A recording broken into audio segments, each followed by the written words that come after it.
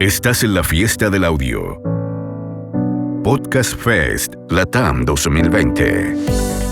Una presentación de ISA Intervial. Conexiones que inspiran.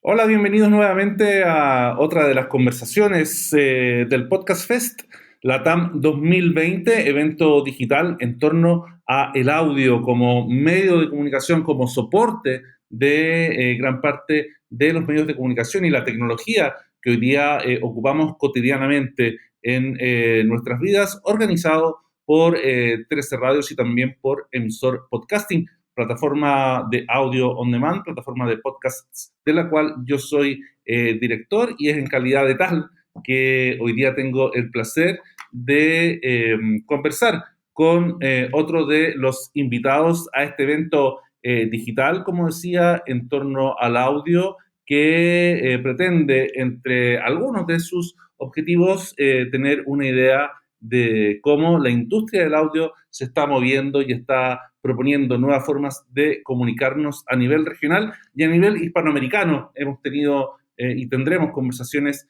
con personas, con profesionales de España, de Argentina y en este caso de Perú. Y quien hoy día nos acompaña es José Miguel Ucendo, español, pero que actualmente está trabajando en Perú como editor de audio digital de RPP, conglomerado radial, pero que hace tiempo ya se ha expandido hacia el mundo del audio digital. Muy bienvenido, José Miguel, o Josemi, como te dicen, y gracias por compartir con nosotros los minutos que tendremos de conversación por delante. Muchas gracias a ti, Sergio, a todo el equipo, a todo el grupo de 13 Radios y de Emisor Podcasting por esta estupenda iniciativa que habéis tenido con el Podcast Fest LATAM. Y como decís en el eslogan, además, arriba el audio. Arriba el audio, tal cual. Un placer acompañaros. Genial. Josemi, lo conté en la presentación, se advierte también al escucharte que eres español, que actualmente estás en Perú a cargo de la expresión, las plataformas digitales de radioprogramas del Perú. ¿Cómo fue esta historia de llegar a Sudamérica? Porque además tú tienes una carrera profesional vinculada a la radio, ¿no? Hiciste la transición de un mundo al otro, como muchos de nosotros, de este mundo análogo de la radio, del mundo de las antenas, Sí. al mundo de lo digital, al mundo de los bits, de los ceros y los unos. Cuéntanos un poco esa historia primero. Además es que las canas en la barba no pueden... Nativos digitales no somos. Mitigar mi edad, ¿no? Me pilló toda esa transformación. Bueno, lo primero, ¿qué hago en estas latitudes y en Perú? Bueno, pues estoy aquí por una promesa por amor con mi esposa. Mi esposa es peruana, nos conocimos en España y al momento de casarnos yo le hice la promesa de que vendríamos a vivir a Perú. Y bien, eso hicimos hace 2 años y medio aproximadamente. Ya me había adentrado bastante en la cultura y en los medios peruanos de España, ¿no? Preparando el desembarco. Y nada, fue aterrizar en Perú y a los pocos meses tener la suerte de entrar a trabajar con el grupo RPP. Y en este grupo, José Miguel, ¿cuándo surge la idea de digitalizar el sonido que antes las radios transmitían por el aire? Bueno, porque en muchos lados esto surge primero como hagamos un canal digital de nuestras señales FM, AM, lo que sea, pero con el correr del tiempo, muchas empresas radiales empezaron a dar cuenta de que el audio digital entrañaba muchas más posibilidades que esa. Bueno, para mí fue una gran sorpresa el ver que me encontraba frente a una empresa bastante moderna en ese sentido. Y os explico rápidamente por qué, ¿no? Pero hay que remontarse incluso a los años 60. RPP nace hace 57 años, en plena ebullición musical por un lado, pero por otra con un montón de cambios en toda la región, ¿no?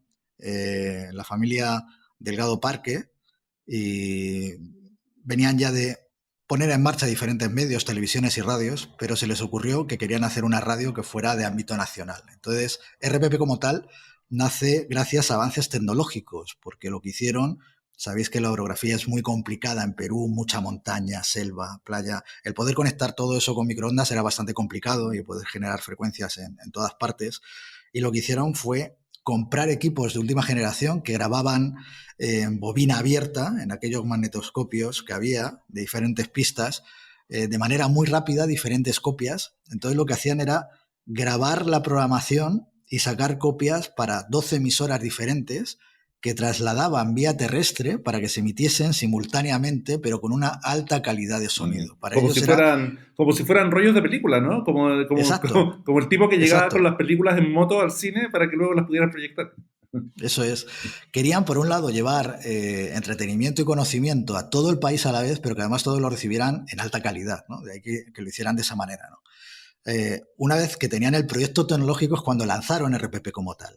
RPP empezó poniendo en marcha programas cómicos, mucha radionovela también. Luego se transformó ya en una emisora de noticias, cuando también la tecnología empezó a permitirlo, que fue comprando pues microondas y unidades móviles, ¿no? Entonces montó una red de periodistas y de reporteros que permitía traer la noticia de manera instantánea a todo el Perú. Luego ya en los 80 se fueron incorporando pues equipos de FM y empiezan a surgir productos musicales como tal. En los 90 ya llegan los satélites y se acogen rápidamente a esa tecnología. Rápidamente también se digitaliza el audio y empiezan a comprar hardware y software para que ese audio fuera mucho mejor y mucho más eficiente a la hora de editarlo. Montan hace ya 20 años sus primeras páginas web y en cuanto han podido incluso han creado su propio software o su propia plataforma también para generar lo que ahora tenemos como el RPP Player o la plataforma de podcast, ¿no? Yo creo que ha sido una de las primeras iniciativas a nivel regional en crear una plataforma propia, se llama AudioWatch, y es a través de la que toda la gente puede escuchar nuestros podcasts, ¿no? Entonces, digamos que ¿Cuándo debutó esta plataforma, José Miguel? Hace 2 años. Realmente hace más años que AudioWatch venía funcionando. Lo primero que lanzamos hace ya 4 años fueron las emisoras en streaming. Empezamos con los 7 productos que tiene RPP, son 6 musicales y la informativa. Y actualmente pues son 16 canales de streaming los que tenemos en marcha, ¿no? Hace 2 años, y siempre sobre esta misma plataforma, ya creamos lo que es el portfolio de podcast, ¿no? Unos meses antes habíamos lanzado también lo que es el portfolio de podcast de radio, radio on demand, y actualmente andaremos por 100 canales en total, de los cuales 40 son de podcast nativos y el resto de programas de radio, ¿no? Okay, de radio on demand. Okay.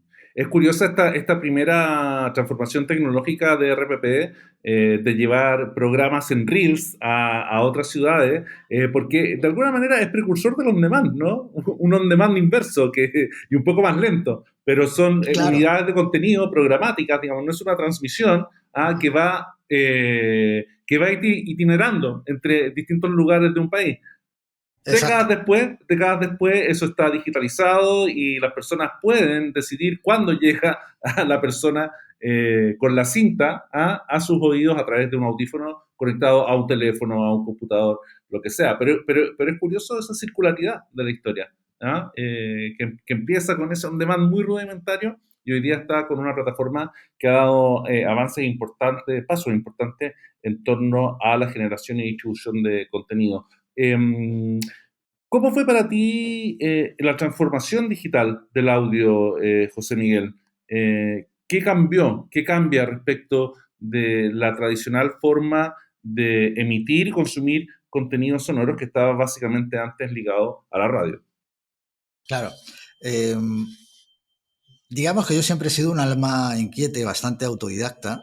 Y desde pequeñito yo era de los que enredaba con los Commodore, con consolas también, con las Atari, pero incluso recuerdo que me metía a programar con 14 años en COBOL, en BASIC, que esto ya ni le sonará a las nuevas generaciones que eran antiguos lenguajes de programación, ¿no? Entonces digamos que mi acercamiento siempre a lo digital o a la tecnología fue muy precoz.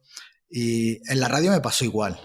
Recuerdo que fue en los 90, me cogió ya en transición entre grupos como COPE o Prisa y fui de los primeros pesados en adquirir software de programación musical, por ejemplo, ¿no? Para facilitar esa labor que antes era totalmente artesanal y manual y poder crear playlists teniendo además en condicionamiento reglas como, oye, no me repitas al artista, las canciones me las separas. Rápidamente también vi esas posibilidades de introducir un ordenador cuando ya Internet llegó a aquellas latitudes, pues para que los disc jockeys pudieran tener información y acceso a información de todo el mundo para contar cosas interesantes. Y por supuesto ya el software broadcast de emisión que rápidamente asumimos, porque por un lado era mucho más limpio que el andar cortando cintas o no, mucho más rápido, lo podías almacenar, eso nos vino muy bien además para crear pues un servicio de documentación ya digitalizado bastante potente en Prisa. Entonces las ventajas veíamos que eran todas, ¿no? Luego llegaba la segunda parte, como seres humanos, ¿cómo asumimos eso? Yo tenía la ventaja de ser un alma inquieta y curioso y que me gustaba todo eso bastante, ¿no? Pero luego llegaba el momento de explicarle a los compañeros de, oye, mira, no, ahora en vez de editar con tijera vamos a editar con un ordenador. ¿Y esto cómo es? Y tenerles que explicar lo que es un archivo de sonido, dónde lo tenían que coger. Claro, fue un periodo de transformación brutal en todos los medios. Y en esa transformación continuamos todos, ¿no? O sea, lo que sí ha quedado de manifiesto todo esto es que empezamos, por ponerle una fecha a mediados de los 90, finales de los 90, con esta transformación, y la transformación continúa. En mi experiencia, lo que he podido comprobar es que, digamos que la adaptación al software o al hardware se hace rápida, y es cuestión de invertir dinero y elegir bien y tener clara el camino a seguir o la estructura, y lo más complicado es cambiar posiblemente pues toda la cultura empresarial e individual, ¿no? Eso sí que ha obligado a cambiar mucho lo que era el sistema muy vertical que había antes en los medios de comunicación a un sistema mucho más transversal, y tener que explicar, por ejemplo, a un periodista pues que ya no hace una pieza de radio, sino que hace una pieza de audio que va a viajar en diferentes plataformas. En ese camino hay gente que se adapta, otros que no, unos que deciden aprender nuevas habilidades y nuevas herramientas, otros que les cuesta más, y todo eso además con un cambio generacional, lo que tú dices, generación como la nuestra que viene del mundo analógico, con otra más millennial o nativos digitales, con una manera de pensar diferente, ¿no? Pero yo creo que la riqueza además de un medio de comunicación, y sobre todo los que además están creciendo en todas estas épocas de crisis, porque estamos viviendo varias consecutivas, son los que han conseguido comulgar con esas dos generaciones y cambiar esa cultura empresarial y también individual, ¿no? de trabajador, ¿no? Yo creo que ese es el mayor reto, más que el cambio tecnológico como tal, ¿no? Que eso con buenos ingenieros y, como digo, un buen plan de inversión lo hace rápido. Sí, hay algo muy relevante que son las posibilidades creativas que surgen con las transformaciones tecnológicas. ¿Cuáles crees tú que han sido hasta el momento las principales posibilidades creativas que el audio digital ha introducido en esta industria, en esta industria mayor del audio, de la cual el audio digital es una parte? Hombre, lo primero es el cómo ha democratizado a todos los estamentos sociales, a todas las generaciones, el poder hacer audio, ¿no? El poder, no hablo ya de radio, sino audio en general, el poder editar, el hacer montajes. ¿Por qué? Porque antes sí que era necesario el tener un estudio de grabación, unas mesas, unas consolas de sonido que eran muy caras, ¿no? Aunque fueras a comprártelas como amateur, te tenías que dejar tu buena platita si querías montarte un estudio mínimo en casa, ¿no? Ahora realmente con un ordenador y poco más puedes conseguir un sonido bastante profesional o bastante broadcast, ¿no? Partiendo de esa base, haces que sea mucho más accesible a muchísima más gente, y eso eleva el nivel también. El hecho de que haya mucha gente, como digo yo, se vuelven audioadictos o radioadictos, y cuanta más gente además haya haciendo contenidos, es lo que llaman los americanos los prosumers, ¿no? Los proconsumidores. No solo consumen, sino que también producen audio. Yo creo que eso nos obliga, por un lado, a los medios de comunicación más tradicionales o a las empresas más establecidas a subir el nivel, porque el oyente también adquiere una manera de escuchar con mucho más nivel. Y eso en Estados Unidos sobre todo se está viendo mucho en programas incluso que supuestamente son de directo, se pregraban con pocos minutos de antelación un montón de entrevistas y secciones para editarlas rápidamente, que eso es algo que también la tecnología nos da, el poder hacer ediciones muy rápidas que antes eran muy costosas a andar con tijera, para limpiarlas y para subir ese nivel de producción, ¿no? Entonces, realmente, digamos que por un lado, la tecnología ha permitido democratizar y que llegue a todo el mundo la posibilidad de poder hacer audio o utilizar el lenguaje radiofónico, y por otra, ha potenciado, ha multiplicado por 1000 el número de oyentes, ¿no? Creo que al final todos nos beneficiamos. A veces se pone como en contraposición eso, profesionalización con tecnología, y dices, no, todo suma, no es un versus, es una evolución natural. ¿Tú crees que esta distinción entre el contenido hecho por profesionales y el contenido hecho por consumidores que a la vez son productores se va a mantener? ¿O esa frontera se va a disipar en algún momento en el futuro? Yo creo que ya se está disipando. Al final es horas de vuelo. Es como aprender a conducir o a pilotar. Luego si puedes tener un mejor coche o no. Lo bueno que tiene el audio es que no hay tanta diferencia de chasis o de coche, ¿no? En televisión a lo mejor sí, es mucho más visual, la iluminación, el plató. Sin embargo, en radio con pocos elementos puedes conseguir mucho. Al final, el lenguaje que se utiliza para el audio, sea podcast o el formato que queramos buscar, le pusimos un nombre ya hace más de 100 años, que es el lenguaje radiofónico, que es jugar con los efectos, la música, la voz y los silencios, ¿no? Y ya está dentro de la maestría de cada uno el que le salga más profesional o menos, pero eso es cuestión de horas, ¿no? de pilotaje o de vuelo. Entonces ahora mismo hay supuestamente podcasts amateur que suenan con un nivel de producción muy, muy alto, y algunos de los podcasts incluso más escuchados o pioneros o que ahora están en el número 1 de descargas, fueron podcasts que nacieron prácticamente... En una pieza, en un iba cuarto, a decir en un ¿no? garaje, sí, pero es eso, ¿no? Un poco la historia del garaje, ¿no?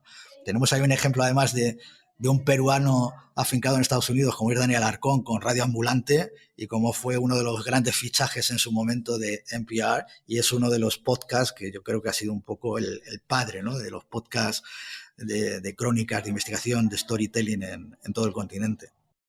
Finalmente lo que va a primar son las ideas, ¿no? La creatividad. Y lo que tiene de bueno la tecnología es que crea este campo parejo para todos y permite que primen las mejores ideas y las propuestas más creativas, o las propuestas que tienen más sintonía con algún público que puede ser muy específico o muy extenso.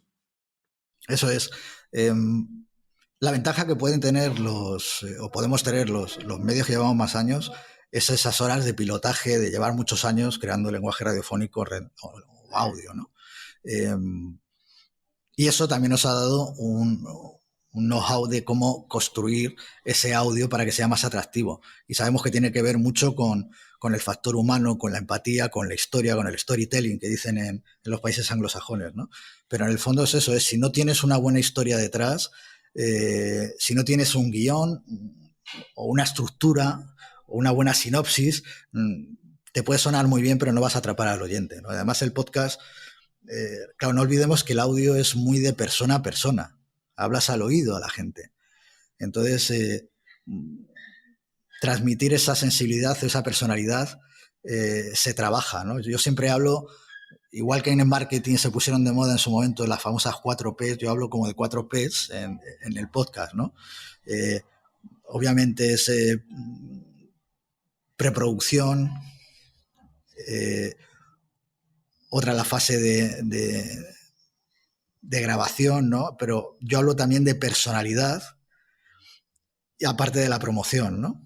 Es decir, preproducción, personalidad, distribución, pero la personalidad es muy importante. Y dices, ¿cómo logro esa personalidad? Bueno, primero teniendo una gran idea, sabiendo muy bien a qué público te vas a dirigir, luego contando muy bien esa gran idea y luego haciendo una buena producción, ¿no? Pero si no le atribuyes un poquito de personalidad, al final va a ser un producto más enlatado que te va a sonar a muchas cosas, ¿no? Claro. Detrás se tiene que notar que hay una persona hablando. Sí, porque tienes que hacer que alguien vaya a elegir escuchar el contenido que tú estás proponiendo. No es sintonizar una radio, es ir a buscar un contenido específico. Yo pongo un ejemplo, ¿no? Que, como una imagen visual. Antes el audio era una antena de FM y alrededor estaban girando todos los oyentes. Ahora tenemos el oyente y alrededor están girando todos los podcasts. Entonces es el podcast el que tiene que saber llegar a ese oyente. Sí, y el oyente está en el centro. Claro, estamos hablando ya de 1,5 millones de podcasts que se supone que hay en el mundo, que se dice pronto, ¿no? Entonces, que te vaya a buscar a ti precisamente el oyente, eres tú el que tienes que ir a buscar ese oyente que crees que le va a gustar ese podcast.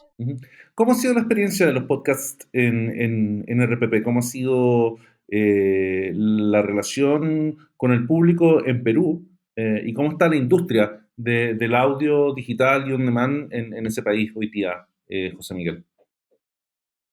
Como decimos, está disparando bastante. Los primeros canales, al margen de medios de comunicación como RPP, obviamente llegaron de gente más amateur, gente además que lo ha hecho muy bien. O sea, poníamos antes el caso de Daniel Alconi, Radio Ambulante de Estados Unidos, pero luego hay ejemplos como el Langoy o Dos Kiosqueros, que llevan funcionando años, incluso que uno de ellos ha recibido premio además hace muy poquito en iVoox, ¿no? Desde España, además como uno de los más seguidos por aquellos lares de aquí de Sudamérica. El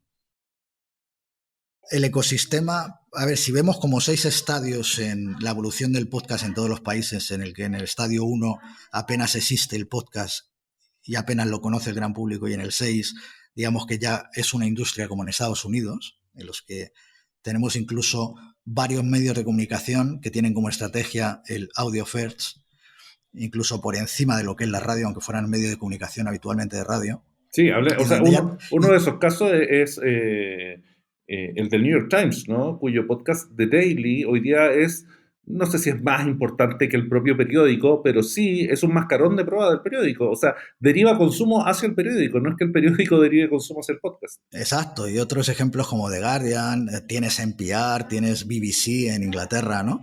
Pero digamos que son países donde ya hay varios medios de comunicación donde han puesto como estrategia el audio, ¿no? Como punto de partida. Digamos que en la región todavía estamos muy lejos de todo eso. En el caso de RPP, por ejemplo, sí que lo estamos aplicando ya desde hace pues 1 o 2 años.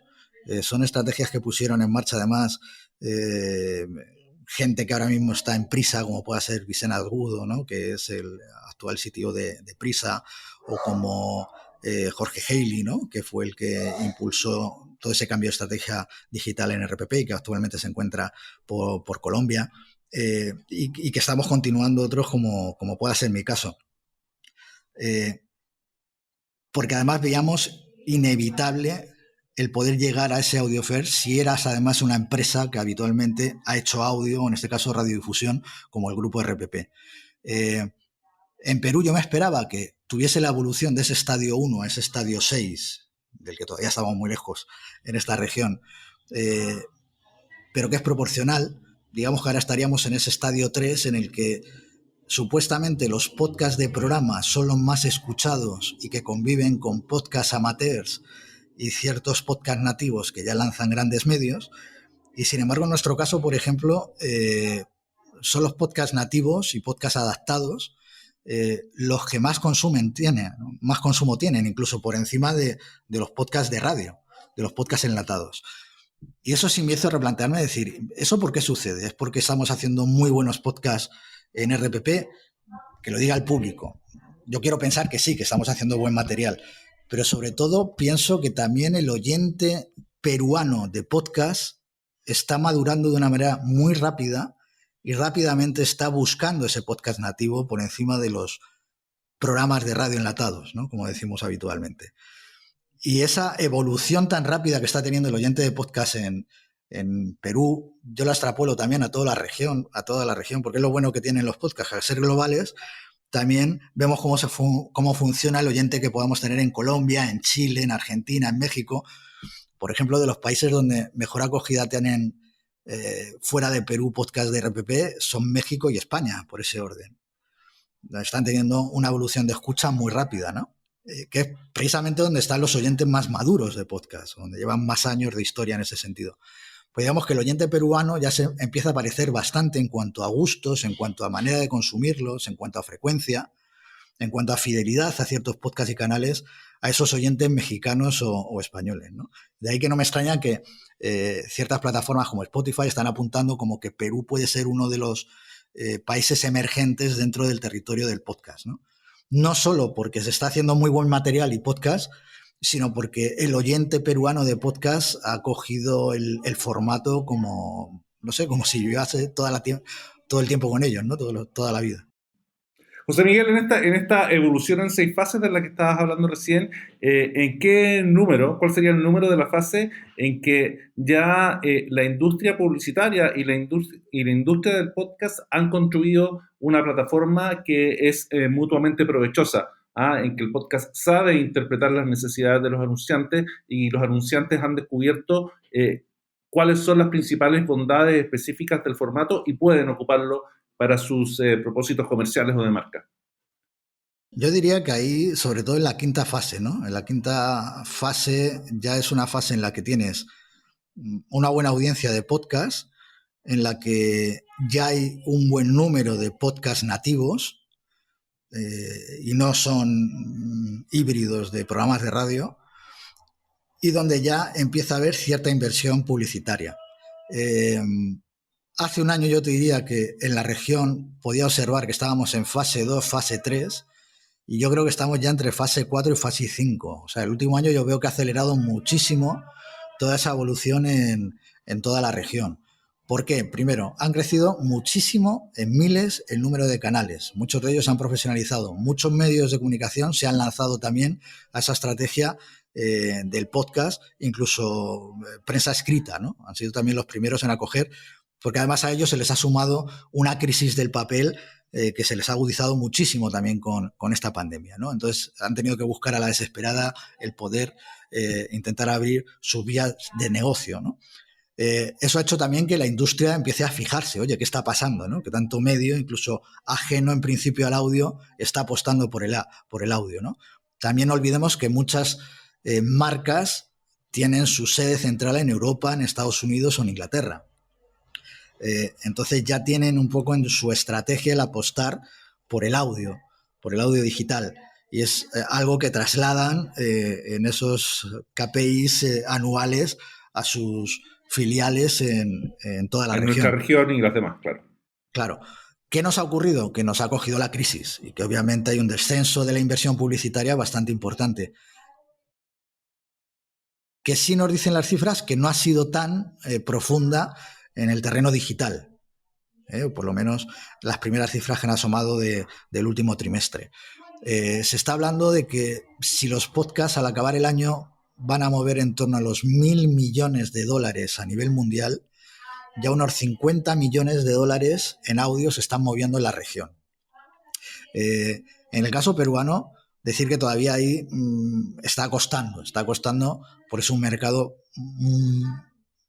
todavía muy verde en cuanto a inversión en digital, en audio digital. Sin embargo, hemos visto que en los últimos meses pues ha habido tanto en programática como en proyectos que estamos sacando adelante de branding content o de branding audio, y que se está acelerando además la petición por parte de centrales de medios, de clientes, de acercarse al formato. Estamos ahora en esa labor de evangelización, ¿no? Un poco de decirle a las marcas las bondades del podcast, de tener sonido on demand. Y además se nos está sumando también la comercialización de los smart speakers, ¿no? De los altavoces inteligentes. Aquí en España, en Perú, se lanzaron el año pasado. Todavía digamos que tiene por desarrollar y por vender todo el tiempo del mundo. Pero sabemos que se convertirá, pues también, como está pasando en el resto del mundo, en uno de los aparatos eléctricos vendidos más rápidamente a la historia de la humanidad. Claro, con una enorme presencia en las casas y probablemente claro, en Estados también... Unidos se habla ya del 40% de los hogares que tienen ya altavoces inteligentes, ¿no? Y yo creo que aquí se suma algo con lo que en principio no contamos los que hacemos contenido de audio, que ha sido la evolución tecnológica del audio per se, de la audificación que está sufriendo la tecnología, del cansancio también de estar mirando continuamente una pantalla, de ahí que se acerque también incluso gente mucho más joven, ¿no? Chavales jóvenes, adolescentes al audio, es una manera de descansar también la visión. El ver que el audio es una nueva manera de relacionarse con los aparatos eléctricos que tenemos en casa, con el smartphone. Primero fueron con los asistentes. Toda la evolución que está teniendo la inteligencia artificial, ¿no? Donde además en el terreno del audio está evolucionando a marchas forzadas. Entonces digamos que se ha juntado por un lado la parte de contenidos en audio, pero por otra también el cómo se está utilizando el audio para tecnificar el mundo, las ciudades, las casas, ¿no? Y yo creo que es el nuevo control remoto o mando a distancia, claro, como dicen en España. Exacto. No, incluso, yo qué sé, recuerdo que Siri o Cortana no hacían chistes o bromas hace apenas un año y pico, y han introducido esa funcionalidad porque se dieron cuenta que los niños hablaban con Siri como si fuera una amiga, sí, y le preguntaban cosas, ¿no? Y se reían con ella, ¿no? Entonces han tenido que humanizar mucho más los asistentes, sí, porque han visto que era la manera de enganchar mucho más a esos nativos digitales, además. Sí. José Miguel, cuando hablabas de esta evangelización desde el audio digital hacia la industria publicitaria, ¿cuáles son los evangelios para ti ahí? O sea, ¿de qué se trataría el evangelio? ¿Qué dirías tú como apóstol ante la concurrencia? A la industria publicitaria. O sea, sí. Bueno, ahí las bondades del audio... primero rescatemos las bondades que ya ha demostrado la radio con el audio, ¿no? Es decir, el audio es una herramienta vital para construir marca, para hacer branding. Es una publicidad, como sabemos, o una estrategia que se cocina a fuego lento, pero que es tremendamente efectiva por lo que hablábamos, ¿no? El hablar a alguien al oído tiene mucha más verdad que el hablarle con imágenes, que ya es como que nuestro cerebro... entre líneas dice, ¿me estarán manipulando o no me estarán manipulando, ¿no? De ahí sabemos que esa credibilidad que tiene la radio o el audio como tal, la podemos aplicar a nuestra marca cuando construimos una estrategia de audio. Pero además, si lo llevamos al terreno del podcast, ahí le podemos decir a un cliente determinado en que si apuestas por mi podcast y lo patrocinas, no vas a competir, porque no vas a tener una franja en la que va a haber diferentes productos o diferentes cuñas publicitarias que van a competir con tu mensaje, ¿no? Va a ser único y vas a poder patrocinar ese podcast en concreto. Segundo, vas a poder elegir un podcast donde tenemos clarísimamente analizado el oyente de ese podcast. Es decir, la radio todavía sigue teniendo un problema de medición de audiencias, que viene por 3, 4 oleadas al año. Aquí en tiempo real le podemos estar diciendo al cliente quién descarga el podcast, desde dónde se descarga ese podcast, cuánto escuchan del podcast, incluso la manera en la que va a interactuar con todas las redes que vamos a poner alrededor del podcast. De momento le es mucho más complicado a la radio porque es muy mainstream. El podcast es muy nicho y te permite crear una comunidad, que es otra ventaja que tiene sobre cualquier medio de comunicación masivo, ¿no? Generas un podcast, creas una comunidad y estás creando embajadores de marca, estás creando influencers, estás creando un boca a boca que al final, pues no nos engañemos, en lo que mejor funciona si quieres vender, ¿no? Entonces yo le diría eso para evangelizarlos, pero es que iría más allá, es decirle, bueno, si no encuentra usted el podcast en el que quiere poner su marca, no se preocupe, tráiganos la marca, díganos su estrategia y vamos a construir un podcast de contenido donde su marca esté de una manera constante. Vamos a hacerle un branding content, que ahora es como términos que están muy de moda también, o llevan 2 o 3 años, donde el contenido es lo importante. Bueno, pues vamos a poder construir un podcast a su medida. Y un podcast además que vamos a poder distribuir en multitud de canales diferentes, incluso en los propios canales que pueda tener la marca, ¿no? Y ahí muchas marcas lo están entendiendo y están creando incluso podcast corporativos, ¿no? Lo están utilizando ya no solo para conectar con sus clientes, sino para conectar con sus empleados. Y en vez de utilizar el memorándum famoso o un mail masivo a 150 direcciones de mail, pues crea un podcast, lo hace más divertido, más entretenido y posiblemente incluso lo escuche y lo siga mucho más la gente de la empresa, ¿no? Sí, es asombroso como esta es una herramienta tan dúctil y que se puede ajustar de tan buena manera a tantos propósitos diferentes, ¿no? Exacto, es lo que decimos y todavía lo que nos queda por procesar. Quiero decir, estamos hablando desde el punto de vista de contenido, pero lo que estábamos avanzando anteriormente, ¿no? Esa audificación que está sufriendo la tecnología, hay muchas empresas ya que digamos que el audio es su materia prima de trabajo, pero están trabajando realmente factores tecnológicos o están trabajando en esas inteligencias artificiales o nuevas soluciones para aportar al mercado del retail, por ejemplo, o al mercado del turismo, a las audioguías de los museos.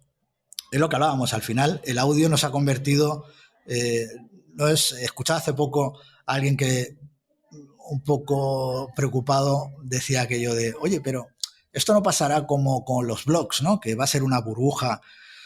Digo, a ver, el evitar que haya burbuja o no en cualquier sector económico, no voy a entrar a discutirlo porque aparte ni soy economista, pero sí te puedo asegurar que no es como los blogs. Es decir, el audio no estamos hablando de que es una herramienta. El audio es un medio, es un lenguaje, es una herramienta, lo es todo y se está convirtiendo en todo a la vez. Por lo tanto, no va a ser algo que se va a desinflar porque no es una página web que alguien se va a poder crear.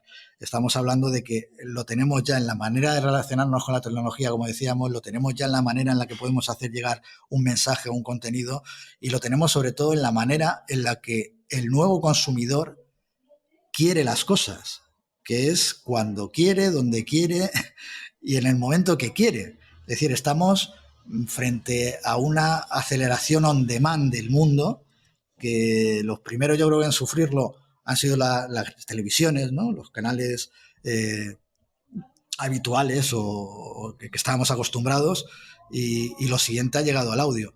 La gran diferencia con ellos es que aquí hay muchos más actores y hay muchas más plataformas y digamos que hay un océano mucho más rico en diferentes especímenes, ¿no? Jugando con el audio. Sí, José Miguel, yo agregaría que hay además en el audio la presencia de una tecnología que nos ha acompañado como especie por decenas de miles de años desde que usamos el lenguaje para comunicarnos, que es la voz humana.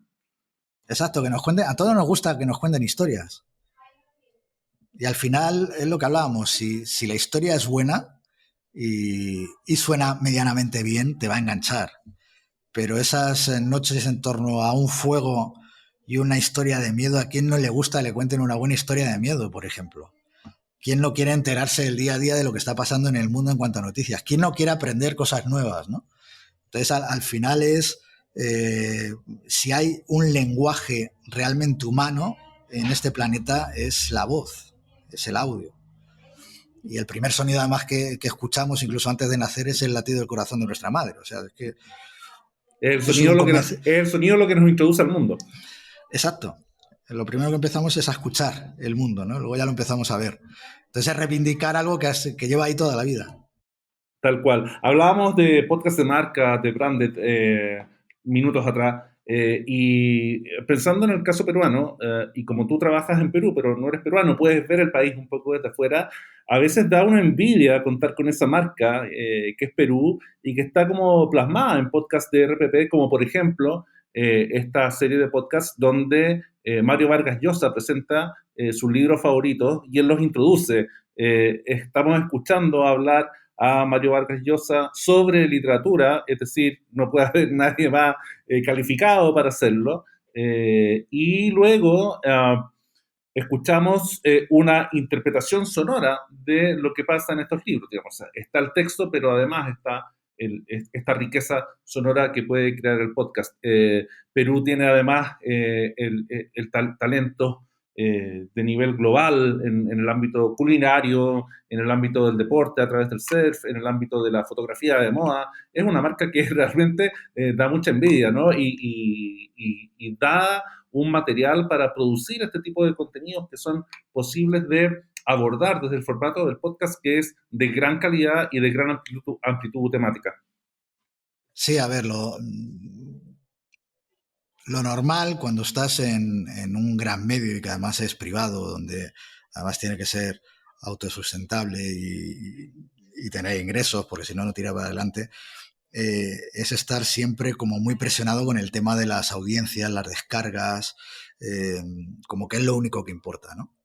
Aquí sí que tengo la suerte de contar con todo el apoyo del grupo, del directorio, en decir, mira, independientemente de cómo se puedan dar las cosas, que ya te decimos que se tienen que dar bien, lo que queremos es que se haga un producto de calidad. ¿Por qué? Porque además ellos entienden muy bien lo que es el podcast y saben que el podcast queda. O sea, es la gran diferencia con la radio. La radio es efímera la escuchas en tiempo real y se va. El podcast queda ahí colgado para la posteridad, ¿no? O sea, es la idea. Claro, es un testimonio Entonces, también. exacto, entonces intentemos hacerlo lo mejor posible y con los mejores actores posibles que tengamos a mano para que este contenido de calidad, primero, perdure y segundo, sea un legado realmente como medio de comunicación o como productores de contenidos podemos dejar. Y ahí, viendo esas personalidades que teníamos en Perú, como tú has citado, Gastón Acurio, Juan Diego Flores, ¿no? El contar con un tenor de esa categoría, Mario Vargas Llosa, pues si tenemos el acceso a ellos, el por qué no hacerlo. Tienes que dirigirte a ellos, obviamente, con un producto que les agrade, que controlen, que les guste, pero hemos tenido la suerte de que nos digan que sí.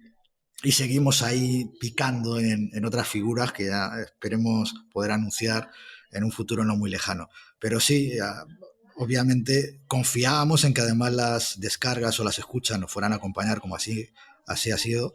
Y sí, en el caso de mi novela favorita, a ver, es una adaptación que hemos hecho de unas ficciones que se grabaron hace 10 años. Hemos editado y adaptado para podcast, quedan en 55 minutos aproximadamente, pues toda una novela clásica con la presentación incluida de don Mario Vargas Llosa, y luego esa ficción pues recopilando pues uno de los géneros que la radio ha sabido trabajar durante décadas muy bien, que quedó en el ostracismo por la televisión y que se ha vuelto a revitalizar precisamente con el podcast, ¿no? Y es uno de los géneros más seguidos como es la ficción. Aquí nos decidimos a recuperar precisamente esas 77 novelas que ficcionamos. Precisamente en estos días estamos publicando ya la última temporada de mi novela favorita, cumpliendo ya con las 77 novelas, y ha sobrepasado ya el 1.000.000 de descargas. El 1.000.000 de descargas. Es uno de los podcasts, sabemos, además auditado por Triton, más escuchados en la región. Con la receta de Gastón ha pasado igual. La receta de Gastón tiene ya 450 episodios. Hicimos un parón, que además fue forzado prácticamente por la pandemia. Pero digamos que ya habíamos cubierto un gran libro culinario en formato podcast con Gastón. Ahora estamos preparando una segunda temporada que trae sorpresas y bueno, que se va a adecuar más a la época en la que estamos, en las que muchos tenemos que ejercer de cocineros o En la cocinillas casa, claro. por el encierro en la casa, ¿no? Entonces va a ser dirigido más a esa gente, el poderles hablar más de los productos, las bondades de los productos, qué diferentes platos puedes hacer con un producto determinado. Y eso lo estamos preparando y confiamos en poderlo cerrar en las próximas semanas. También se nos sumó ahí Cucho La Rosa, y que es otro de los grandes cocineros que tenemos en el Perú. Con él pudimos hacer uno de los primeros podcasts de Branding Content, que lo hicimos con Prom Perú, precisamente para apoyar el turismo y sobre todo el ser el país elegido por quinta vez, creo recordar ya, o sexta vez, como el mejor destino culinario del mundo, ¿no? Y eso había que aprovecharlo también. Entonces digamos que la gastronomía es otro de las temáticas que hemos tenido que impulsar y que nos ha funcionado muy bien. Sí, bueno, tuviste suerte de que el amor y la vida en pareja te llevara a Perú, ¿no? En ese sentido también. Sí, la verdad es que sí, no, además yo soy de buen comer, ¿eh? Como se nota, además rollizo, vengo de un país además donde se come también muy claro. bien. Y sí, no, la comida precisamente no es algo que esté echando de menos nadie para nada en España, y que me perdonen los compatriotas. Sí, no me quejo para nada, me tratan y me cuidan muy bien. Pero sí, quiero decir que al final, si consigues compaginar el tener un buen contenido con el mejor contador para ese contenido, pues mejor que mejor, ¿no? Creo que ahí el riesgo es mínimo.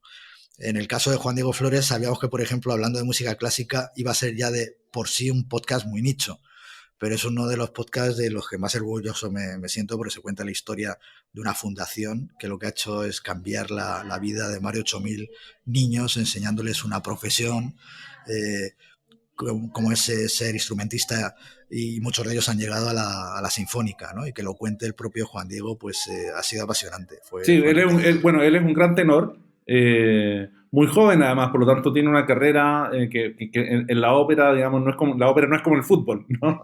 Exacto, puedes llegar, seguir cantando los 70 y vas mejorando con la edad en ese arte, así que es un personaje artístico también muy, muy interesante de Perú. Sí, ¿no? Y el que haya apostado además siendo tan joven como tú dices en la filantropía, el crear una fundación, el invertir dinero propio, ¿no? El contratar gente, maestros de orquesta. Ahora estamos hablando, no sé si tenían 34 núcleos o escuelas musicales por todo el Perú, ¿no? La verdad que lo que están logrando, porque eso además cambia la vida no solo del chaval, sino de todo el entorno, de la familia, del propio barrio donde está esa escuela de música y les van a buscar los padres cada tarde, ¿no? Entonces, bueno, hemos intentado contar en ese podcast, en Sueños de Sinfonía, tanto lo que hace la fundación y luego explicar también en esa primera temporada pues todos los instrumentos que forman una orquesta sinfónica y cómo suenan y que nos cuenten esa historia además los niños, ¿no?